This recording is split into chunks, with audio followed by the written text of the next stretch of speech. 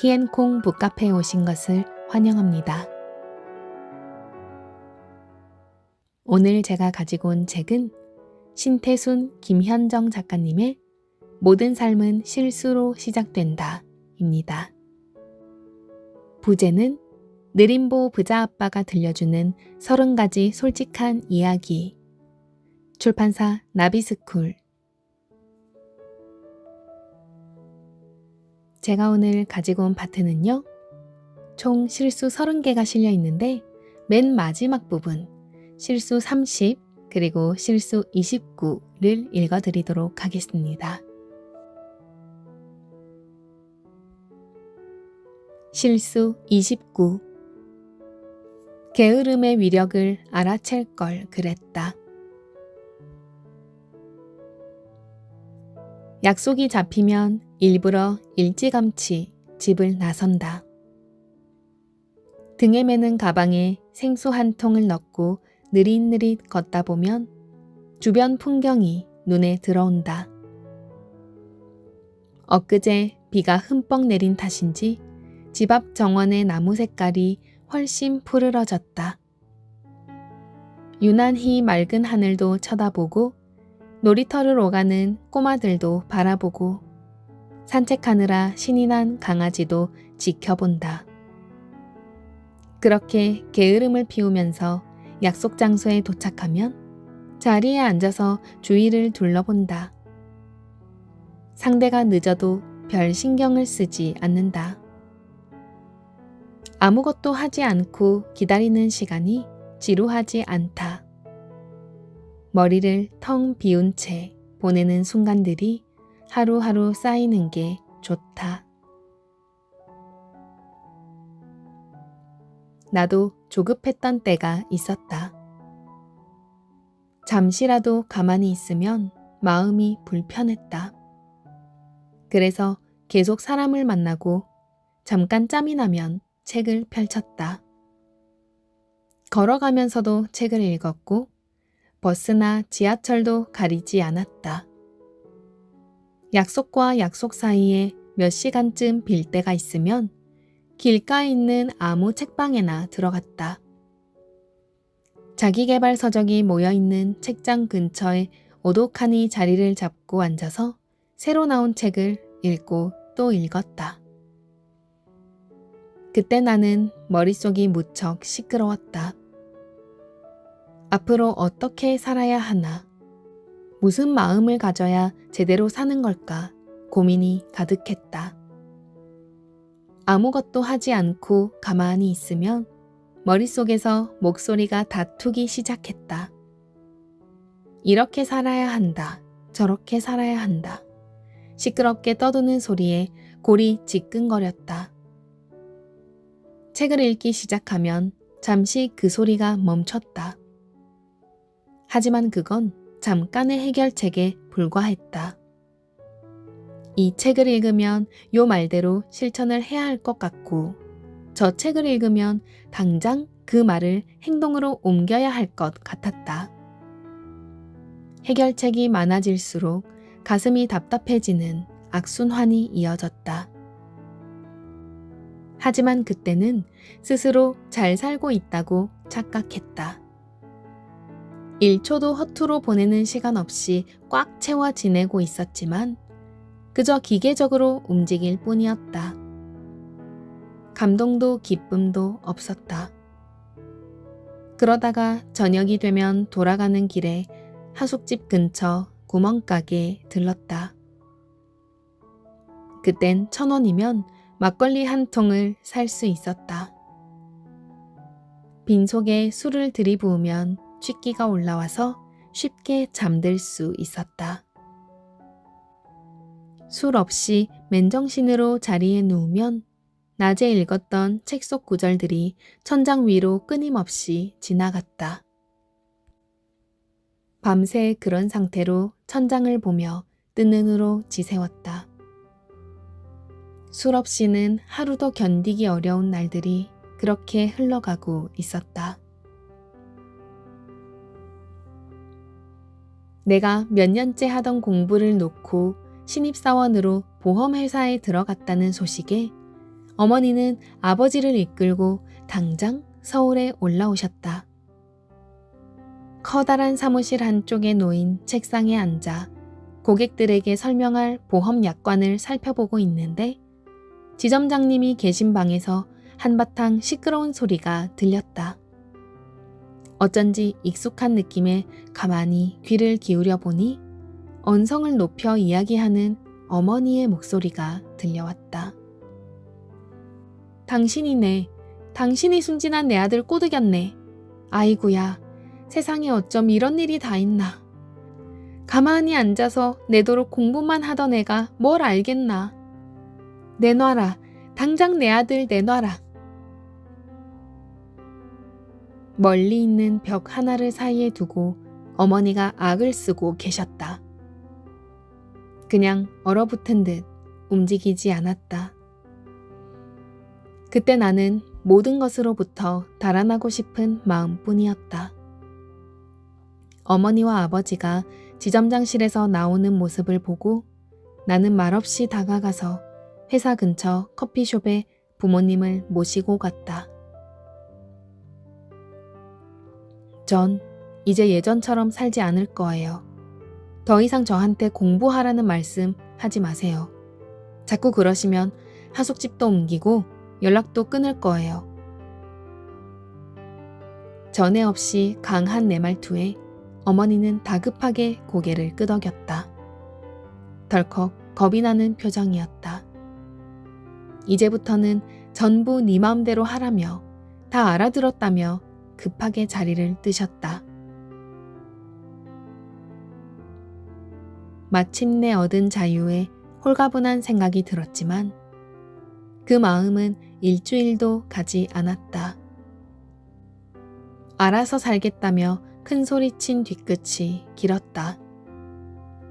마음 한켠에서 부담감이 서서히 고개를 들기 시작했다. 어떻게 살라고 강요하는 사람도 없는데 좁은 틀 안에 나를 가두어 스스로를 다그쳤다. 어떻게든 잘 살 방법을 찾겠다는 마음이 손에서 책을 놓지 못하게 하고 바깥에서 정답을 찾아 헤매는 바보 같은 짓을 하게 만들었다. 큰아이가 유치원에 다닐 때만 해도 괜찮았는데 초등학교에 들어가고 난 뒤 아내의 걱정이 부쩍 늘었다. 나도 고민하는 시간이 길어졌다. 주위는 너무 빨리 움직이고 거기에 발맞추려면 아이가 버거워할 게 눈에 뻔히 보였기 때문이다. 한 번은 아이들을 데리고 놀이터에 갔는데 큰아이 또래 초등학생 한 명이 그네를 타고 있었다. 바로 옆에 서 있던 엄마가 휴대폰을 들여다보며 초조하게 말했다. 딱 3분이야. 3분만 더 타는 거야. 학원버스 올 시간 다 됐어. 아이 엄마의 손에는 색색의 가방이 들려 있었다. 아마도 오늘 가야 할 학원들의 교재가 담겨 있는 모양이었다. 아이는 불안한 얼굴로 엄마 얼굴만 흘끔흘끔 보았다. 그러고는 몇 번 발을 구르지 못한 채 그네에서 내려야 했다.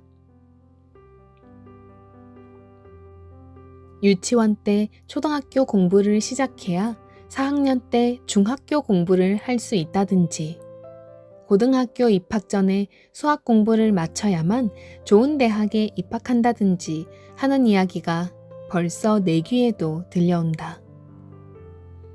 게으를 틈은 10분도 주지 않고 시간을 꽉꽉 채워야 아이가 보람있게 지낼 수 있다고 굳게 믿는 사람도 많다. 속없이 두 아이와 놀고 있다 보면 그런 우리를 쳐다보는 시선이 느껴진다. 놀이터 긴 의자에 교재를 펼쳐놓고 학원 숙제를 시키는 엄마들이 한껏 걱정스러운 표정으로 나를 바라본다. 아이들을 저렇게 마냥 놀게만 하면 공부 습관 들이기가 제법 힘들 텐데. 눈빛으로 하는 이야기가 텔레파시처럼 또렷하게 들리는 기분이다. 더 준비하고 늘 앞서야 한다는 생각이 부모들만의 전유물은 아니다. 젊은 부자 열풍이 한창일 때 무자본 창업에 관심을 둔 대학생들이 많았다. 돈을 버는 방법을 급하게 물어오는 그들과 이야기를 나누다가 자연스레 알게 된 것이 있다. 다들 급한 삶에 도가 텄다는 사실이다. 그런데 초등학교 저학년 때 공부를 시작해 일찌감치 앞서갔던 사람들이 하나같이 비슷한 이야기를 꺼냈다. 빠르면 고등학교 때, 늦으면 대학에 다닐 때 예외 없이 공부가 싫어졌다고 했다. 대학을 졸업하고 정신없이 취업을 한 뒤 갑작스레 삶을 허무해하는 사람도 있다. 급하게 뛰어서 여기까지 왔는데 다음엔 뭘 해야 할지 모르겠다며 쓸쓸하게 우는 모습이 안타까웠다. 삶은 여행과 비슷하다. 지도에 유명한 곳을 표시해 두고 급하게 발걸음을 옮긴 뒤 사진만 찍고 돌아오면 머릿속에 아무것도 남는 게 없다. 주변 사람들한테 이런 곳에 다녀왔다고 자랑하는 게 고작이다. 모르는 곳에 가서 목적 없이 휘적휘적 걷다 보면 생각지도 못한 풍경이 눈에 들어온다. 삐뚤빼뚤 이어진 골목, 동네 사람들만 가는 식당, 갔다 온 과일이 가득한 상점, 건널목 근처에 서 있는 사람들, 길거리 음식을 사달라고 조르는 아이들을 보며 오래 남을 기억을 얻을 수 있다. 남들한테 말할 거리를 마련하려고 공부를 하고 인생을 살면 이름난 곳에서 렌즈만 들여다본 사람처럼 겉멋만 잔뜩 들게 마련이다. 새벽같이 일어나서 온종일 돌아다녀도 길가에 핀 꽃 한 송이를 눈치채지 못한다면 그 삶은 허무한 시간 낭비로 마무리될지도 모른다. 늦더라도 기다려주자. 누구보다 게으른 아빠인 나는 아내와 그렇게 마음을 모았다. 내가 옮겼던 조급한 걸음을 우리 아이들은 걷지 않았으면 하는 마음에서였다.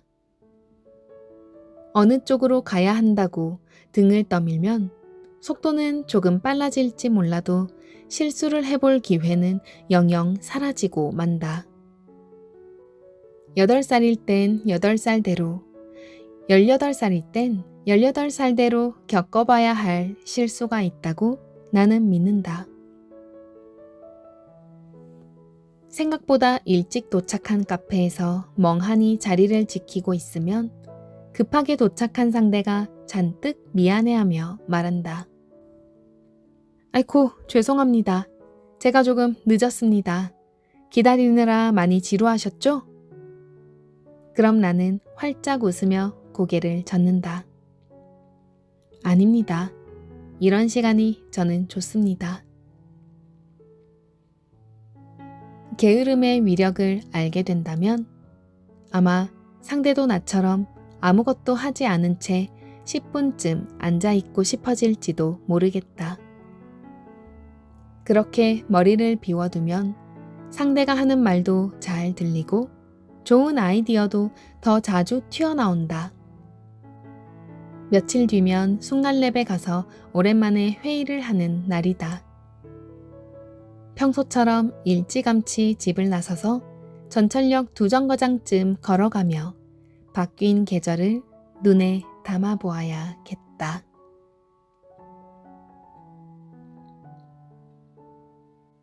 실수 30. 더 많이 실수해 볼 걸 그랬다. 새마을호 기차를 타고 5시간을 꼬박 달려야 서울에 도착하던 시절. 부산 동쪽 끝 바닷가 마을에 살던 촌놈이 서울 서쪽에 있는 대학에 들어갔다. 부모님 몰래 틈틈이 연습하던 춤을 이제는 마음껏 출 수 있겠다는 생각에 강의실보다 동아리방을 더 자주 기웃거리던 촌놈은 학과 공부보다 춤 익히기에 시간을 쏟았다. 그때는 수업을 빼먹고 동아리방에 눌러앉아도 아무도 이상하게 여기지 않았다. 대학에 아직은 낭만의 끝자락이 남아있던 시절이었다. 그때 한창 드나들던 댄스 동아리에는 별난 선배가 여럿 있었다. 그 가운데엔 커다란 스포츠카를 학교 안까지 몰고 들어오는 선배도 있었다. 그 선배의 한 달 용돈이 100만 원이 넘는다는 말에 깜짝 놀랐던 기억이 난다. 내가 다니던 대학의 한 학기 등록금이 300만 원 남짓이었으니 그 선배의 씀씀이를 상상하기가 쉽지 않았다. 여럿이 한데 어울려 연습실에서 땀을 흘리고 있다 보면 밤늦은 시각에 을에 그 선배가 나타났다. 연습용으로 틀어놓은 시끄러운 음악 사이로 붕 하는 스포츠카 특유의 배기음이 들려오면 우리는 추던 춤을 멈추지 않은 채 문 쪽에서 들려오는 소리에 귀를 쫑긋 세웠다. 문이 활짝 열리고 선배는 경쾌한 걸음걸이로 우리를 향해 걸어오며 외쳤다. 가자!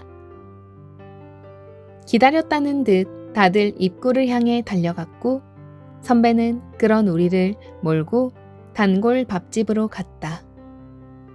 밥도 팔고 술도 파는 그곳에는 갖가지 크기의 테이블이 여기저기 놓여 있었다.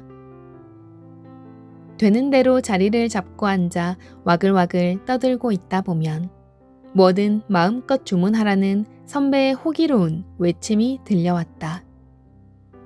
그러면 한껏 신이 난 우리들은 격렬하게 몸을 쓴 뒤 무장 해제된 먹성을 증명하기라도 하듯 닥치는 대로 메뉴를 고르기 시작했다. 눈앞에 가득 놓인 밥과 음식에 반주로 걸칠 술이 한 바퀴 돌고 나면 분위기는 순식간에 달아올랐고 우리는 밤을 새워가며 젊음을 마셨다. 20해 인생을 통틀어 가장 자유롭던 시절이었다. 하지만 타고난 성향 자체가 걱정이 많고 조심스러웠던 나는 그 빛나던 시간을 길게 누리지 못했다. 좀 더 즐기고 만끽해도 좋았으련만 고질병처럼 이런저런 생각들이 마음 한구석에서 스멀스멀 고개를 들었다. 오래지 않아 나는 춤 연습이 끝난 뒤 밥만 간단히 먹고 자리에서 일어났다. 좀 더 있으라고 붙잡는 손길에도 꿋꿋하게 대답했다. 그만 가봐야 해. 당시 중앙도서관에는 밤새 운영하는 열람실이 있었다. 나는 학교로 돌아가서 열람실 한 구석에 자리를 잡았다. 그러고는 늦은 시간까지 밀린 공부를 했다. 놀고 싶은 생각이 불쑥불쑥 찾아오면 애써 마음을 다잡았다. 정신 차리자. 까딱하다간 뒤처지고 말 거야.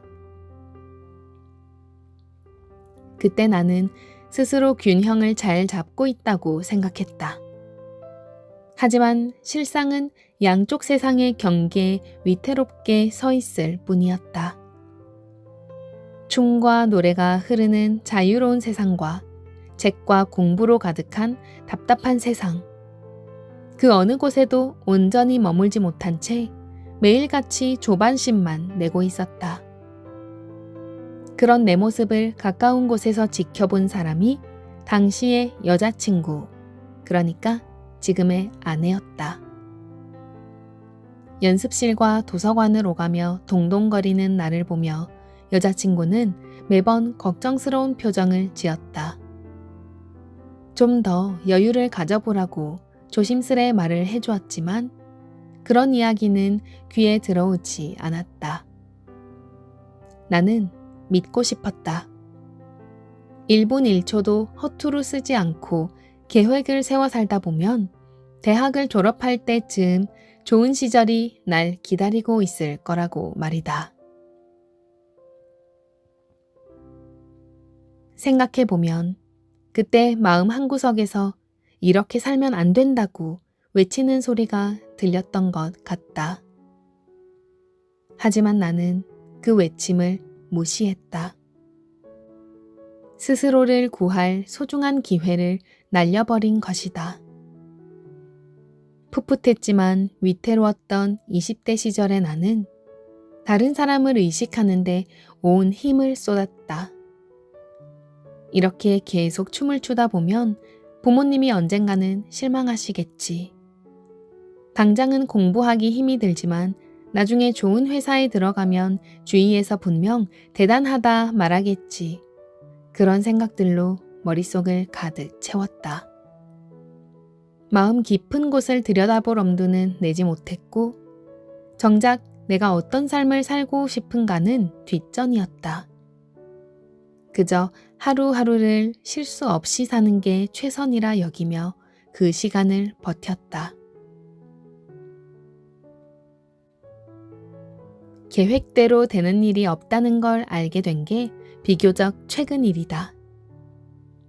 인생의 어느 부분을 돌이켜보아도 생각지도 못한 곳에서 문이 나타났다. 열고 보니 나쁜 일이 기다린다고 해서 끝까지 잘못된 결과로 남는 것도 아니고 행운이라 여겼던 일이 나중에 불운으로 바뀌는 일도 허다했다. 착실하게 올바른 길을 가고 있다고 여겼던 대학 생활도 마찬가지였다. 그런 고지식한 생각은 뒤늦게 나를 고생시켰다. 진즉 치렀어야 할 방황을 졸업할 무렵에야 겪었던 것이다. 집안을 발칵 뒤집어 놓은 내 방황의 꼬리는 길었고 이리저리 부딪히며 온갖 실수를 저지른 후에야 어떻게 살아야 할지 어렴풋이 길이 보이기 시작했다. 그래서일까? 한창 크고 있는 아이들을 바라보며 아내가 걱정할 때마다 나는 툭 던지듯 이야기한다. 그냥 두자. 실수도 자꾸 해봐야 늘지. 두 번째 책을 내고 한 달쯤 되었던 때였다. 출판을 기념한 행사가 있던 날, 아침에 눈을 떴는데 목이 잠겨서 말이 나오지 않았다. 내 실수였다. 사람들 앞에 나설 일이 많을 땐 목을 아껴야 했는데 이틀 전에 있던 강의에서 말을 너무 많이 해버리고 말았다. 도라지 엑기스도 먹고 꿀물을 타서 마셔보기도 했지만 별 소용이 없었다. 약속된 시간은 속절없이 다가오고 나는 결국 그 상태로 무대 위에 서야 했다. 입이 바짝바짝 마르고 등 뒤에서 땀이 흘렀다. 이 사태를 어떻게 해야 할까 안절부절 못하면서 일단 입을 열었는데 평소라면 생각지도 못할 만큼 낯선 목소리가 흘러나왔다. 나는 생각했다. 망했구나. 그대로 사라져버리고 싶다는 심정으로 겨우 앞을 보았다. 크지 않은 행사장에 관객이 절반쯤 들어차 있었다. 그런데 사람들의 표정이 묘했다. 내가 던진 말이라고는 길지 않은 인사뿐이었는데 다들 다음 이야기를 기대하며 내 얼굴을 보고 있었다.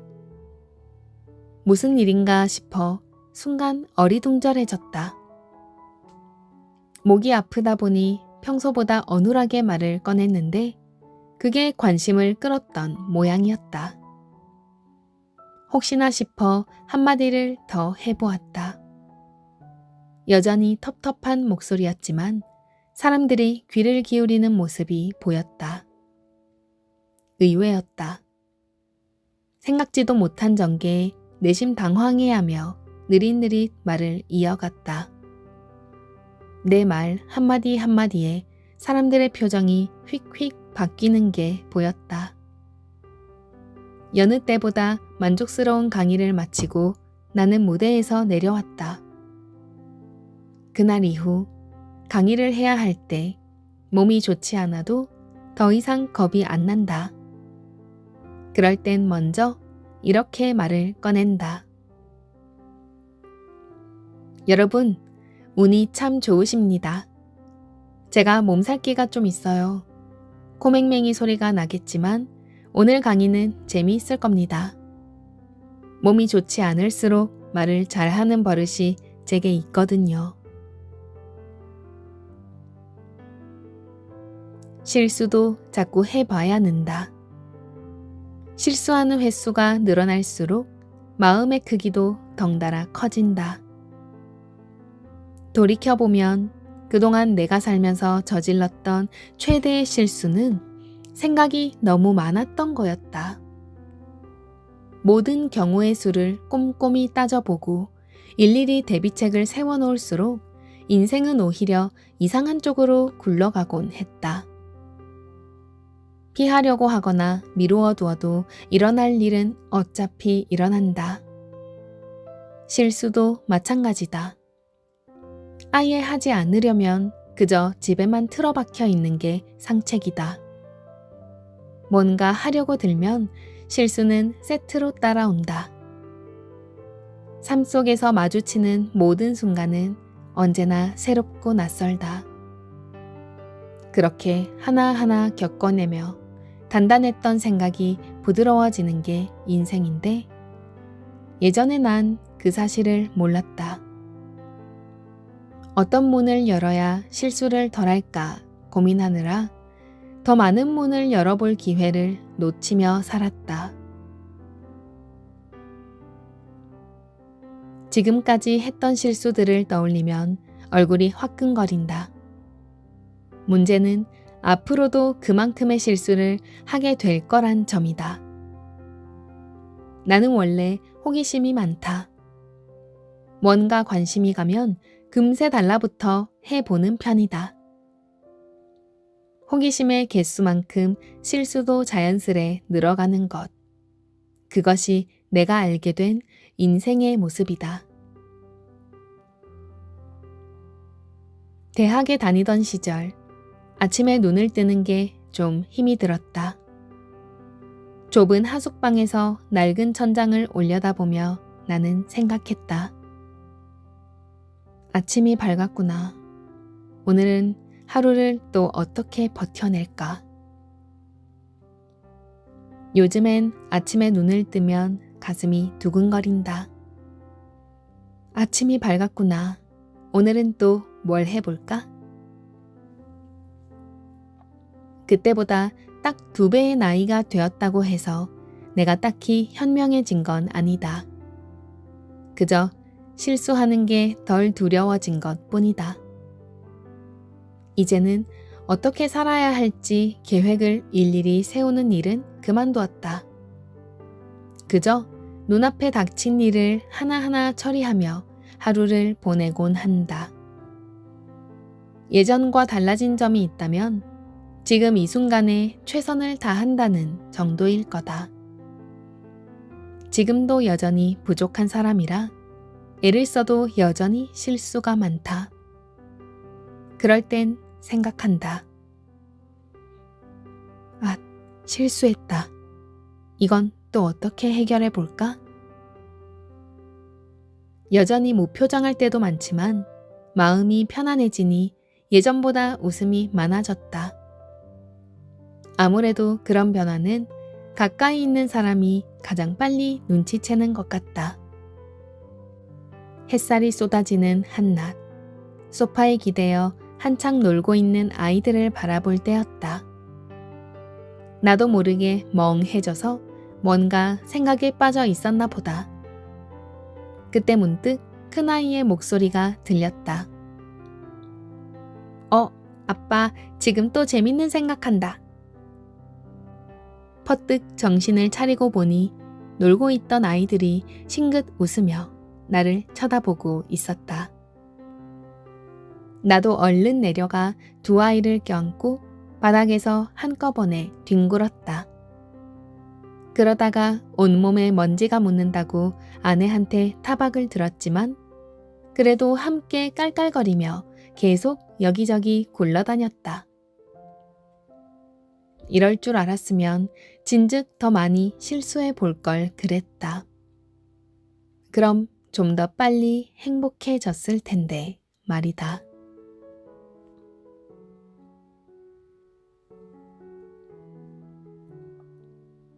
네, 지금까지 신태순 작가님의 모든 삶은 실수로 시작된다. 책 발췌독을 해보았습니다. 저는 이 나비스쿨을 통해서 이 전책인 아들아 명심하거라. 잘 사는데 필요한 건 따로 있다. 그 책 출간 이후에 작가와의 만남 정모가 있었는데요. 그때 운 좋게 바로 앞에 앉아서 작가님의 그런 증문즉설하는 거를 보고 듣고 감동을 많이 받았던 기억이 있어요.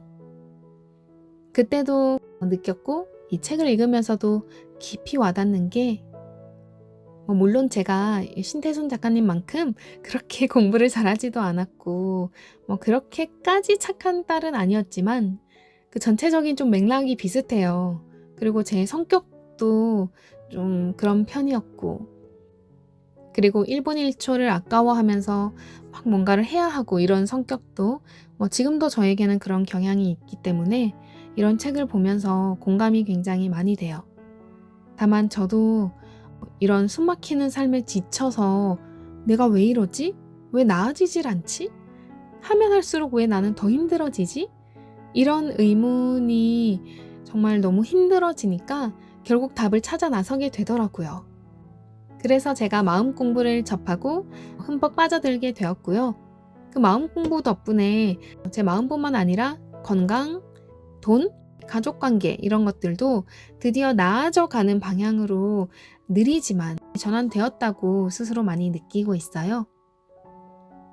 이 책 속의 신태순 작가님도 그렇게 느릿느릿하게 게으르게 지금 현재의 이 순간을 만끽하고 최대한 즐겁게 살아나가려고 노력하고 계시잖아요. 과거를 후회하거나 알지 못하는 미래를 불안해하면서 달리는 그 굴레에서 벗어나신 거잖아요.